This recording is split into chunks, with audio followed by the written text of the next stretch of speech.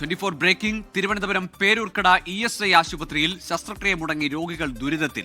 മാസങ്ങളായി keyhole surgery നടക്കുന്നില്ല. Laparoscopy machine തകരാറില്ലെന്നാണ് ആശുപത്രി അധികൃതരുടെ വിശദീകരണം.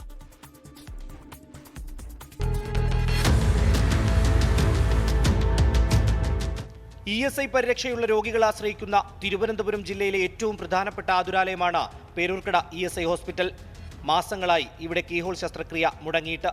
ഗുരുതരാവസ്ഥയിലുള്ള രോഗികൾക്ക് പോലും ശസ്ത്രക്രിയ നടക്കുന്നില്ല.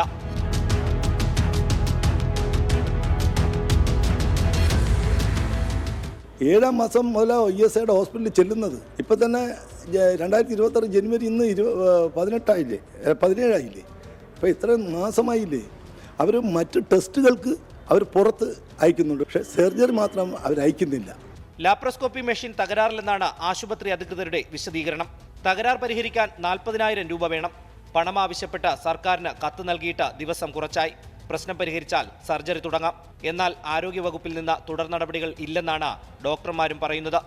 മറ്റു സർജറികൾക്ക് സ്വകാര്യ ആശുപത്രികളടക്കം റഫർ ചെയ്യാമെങ്കിലും ലാപ്രോസ്കോപ്പി ശസ്ത്രക്രിയയ്ക്ക് അത്തരം നടപടി പാടില്ല എന്നാണ് നിയമം. അതിനാൽ രോഗികൾ ആശങ്കയിലാണ്. 40,000 രൂപ മാത്രമാണ് വേണ്ടതെങ്കിലും സർക്കാരിന്റെ നൂലാമാലകൾ കാരണം മെഷീന്റെ പ്രശ്നം പരിഹരിക്കാൻ ഇനിയും കാലതാമസം എടുക്കുമെന്നാണ് ആശുപത്രി അധികൃതർ പറയുന്നത്. ഒരു കാര്യം, തെരഞ്ഞെടുപ്പ് അടുക്കുകയാണ്. അങ്ങനെയും ചില തടസ്സങ്ങളുണ്ടാകും. രോഗികൾ ദുരിതത്തിലാണ്. പ്രശ്നം ഉടൻ പരിഹരിക്കണം. ക്യാമറമാൻ അരുൺ എസാറിനൊപ്പം റിനു ശ്രീധർ, 24 തിരുവനന്തപുരം. ലോകത്തെവിടെയായാലും ഏത് സമയത്തും 24 വാർത്തകളും ഓഗ്മെന്റഡ് റിയാലിറ്റി പാക്കേജുകളും എക്സ്പ്ലെയിനറുകളും വിശദമായി കാണാൻ ഞങ്ങളുടെ യൂട്യൂബ് ചാനൽ നിങ്ങൾക്ക് സബ്സ്ക്രൈബ് ചെയ്യാം.